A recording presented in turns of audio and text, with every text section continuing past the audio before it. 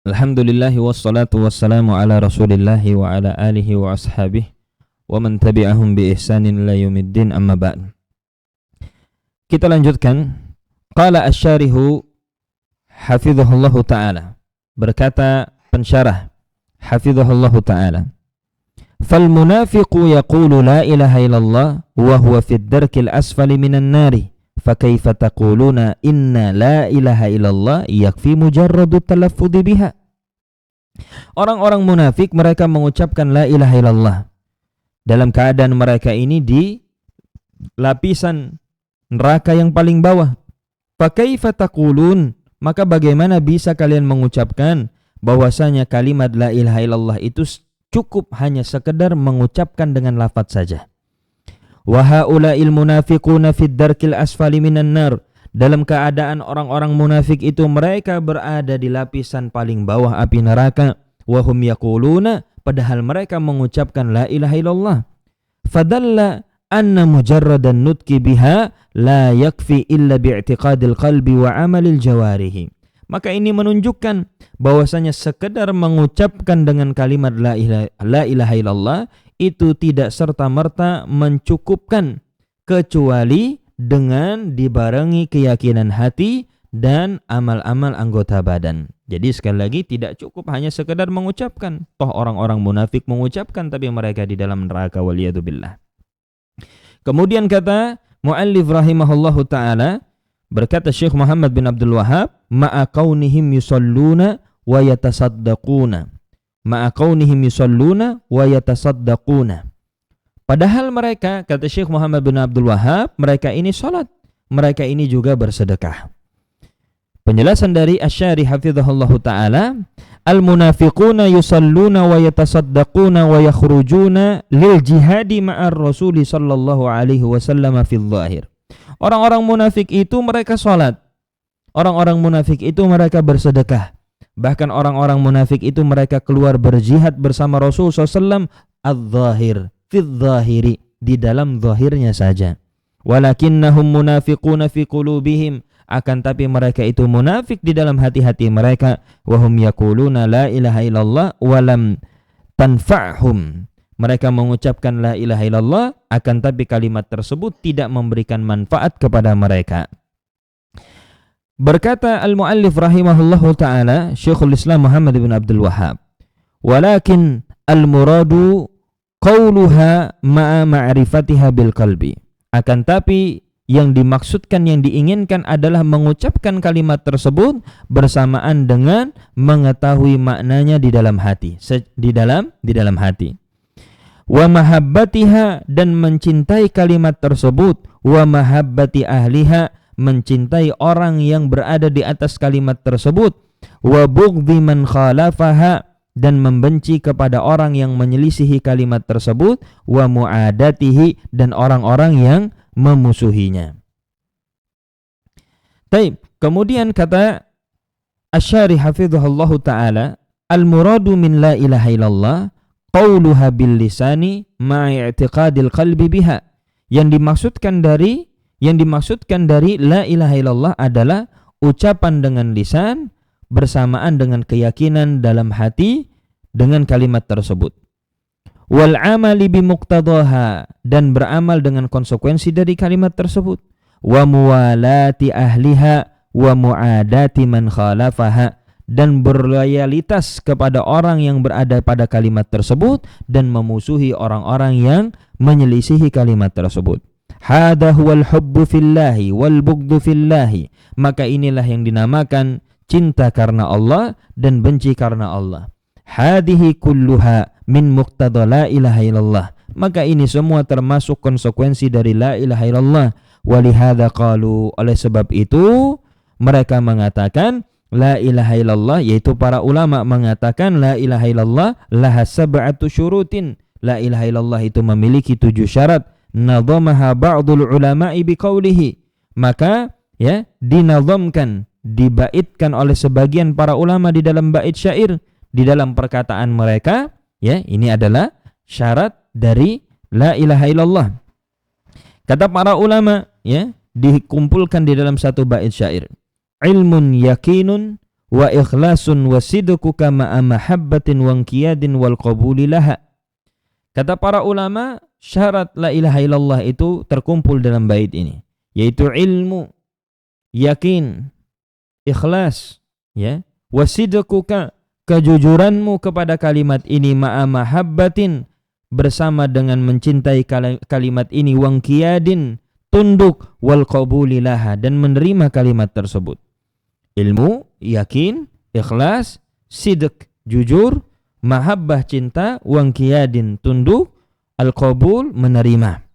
Kemudian kata Syekh hafizahullahu ta'ala, zada Syekh Sa'ad bin Atiq rahimahullahu ta'ala syartan saminan faqal, dan Syekh Sa'ad bin Atiq rahimahullahu ta'ala menyebutkan atau menambahkan syarat yang ke-8. Ya, dari 7 syarat ini tadi ditambahkan syarat yang ke-8. Yaitu beliau mengatakan wazida saminuha al-kufranu minka bima siwal ilahi minal asya'i qad uliha. Ditambahkan yang ke-8 adalah kafir, al-kufranu minka, ya kafir, bima siwal ilahi, dengan seluruh sembahan selain Allah, ya, siwal ilahi. Al-kufranu minka bima siwal ilahi minal asya'i qad uliha, yaitu kafir dengan seluruh sesembahan yang dijadikan sesembahan. Jadi 7 syarat tadi ditambah dengan yang ke-8, yaitu kafir dengan seluruh sembahan selain Allah. Kemudian kata Syekh hafizahullahu ta'ala, wa rukna la ilaha illallah huma an-nafyu wal isbatu. Maka rukun dari la ilaha illallah adalah an-nafyu wal isbat. Tadi yang disebutkan adalah syarat. Syarat ada 7 ditambah tadi 1 menjadi 8 syarat la ilaha illallah. Adapun di sini juga disebutkan wa rukna la ilaha illallah huma an-nafyu wal isbatu. Rukun dari la ilaha illallah adalah penafian dan penetapan. Fala yakfi an-nafyu, maka tidak cukup hanya sekedar menafikan, wala yakfi al-isbatu, dan tidak cukup hanya sekedar menetapkan. Balla budda minal isnaini, akan tapi wajib kedua-duanya, yaitu menafikan sembahan selain Allah dan menetapkan hanya Allah saja yang berhak untuk diibadahi. Kemudian berkata Syekhul Islam Muhammad ibn Abdul Wahhab rahimahullahu ta'ala, kama qala an-nabiy sallallahu alaihi wasallam, man qala la ilaha illallah mukhlishan, wa fi riwayatin khalisan min qalbihi, wa fi riwayatin sadiqan min qalbihi, wa fi hadisin akhar man qala la ilaha illallah wa kafara bima yu'badu min dunillah. Sebagaimana perkataan Nabi SAW, siapa orang yang mengucapkan la ilaha illallah ikhlas, dalam riwayat lain khalisan min qalbihi, ikhlas dari dalam hatinya. Dalam riwayat yang lain jujur, sadiqan min qalbihi, jujur dari dalam hatinya. Wa fi hadisin akhar, dalam hadis yang lain, man qala la ilaha illallah, siapa orang yang mengucapkan la ilaha illallah, wa kafara bima yu'badu min dunillah, dan dia kafir dengan apa-apa yang disembah selain Allah. Kata Syekh Shalih Fauzan hafizahullahu ta'ala, man qala la ilaha illallah mukhlisan hada qaidun.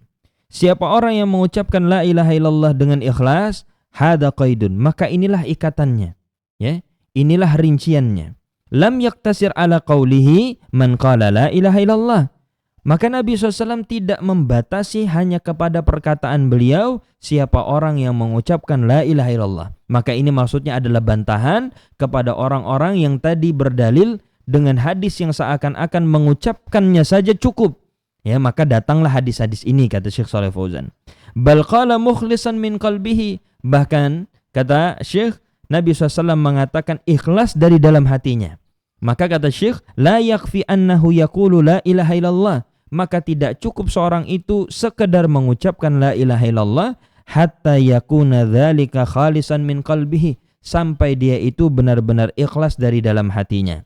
Li'alla yakuna minal munafiqin alladzina yaqulunaha bi alsinatihim, agar dia ini tidak termasuk orang-orang munafik yang mereka itu mengucapkan dengan lisan-lisan mereka, walakin la yaqulunaha biqulubihim, akan tapi mereka tidak mengucapkan dengan hati-hati mereka, tidak berkeyakinan dengan hati-hati mereka.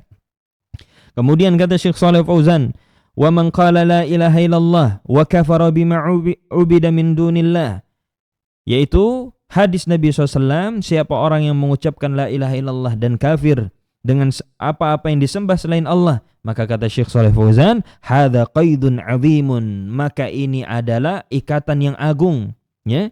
Wa huwa qauluhu, yaitu perkataan Nabi SAW, wa kafara bima 'ubida min dunillah, dan dia kafir dengan apa-apa yang disembah selain Allah, ya. Kata Syekh hafizahullah taala, li'anna katsiran yaquluna la ilaha illallah wa la yatrukuna ibadatal kuburi, karena kebanyakan orang mereka mengucapkan la ilaha illallah dan mereka tidak meninggalkan peribadahan kepada kubur.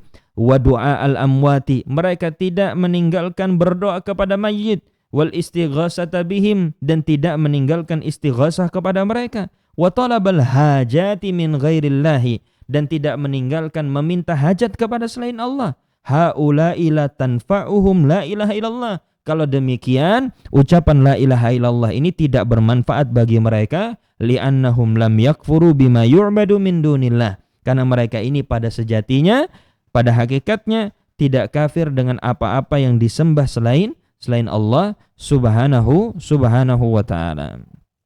Kita cukupkan, kita lanjutkan pada pertemuan yang berikutnya. Naktafi bihadzal qadr bi du'ai kafaratil majlis. Subhanakallahumma bihamdik, asyhadu an la ilaha illa anta, astaghfiruka wa atubu ilaik. Barakallahu fiikum.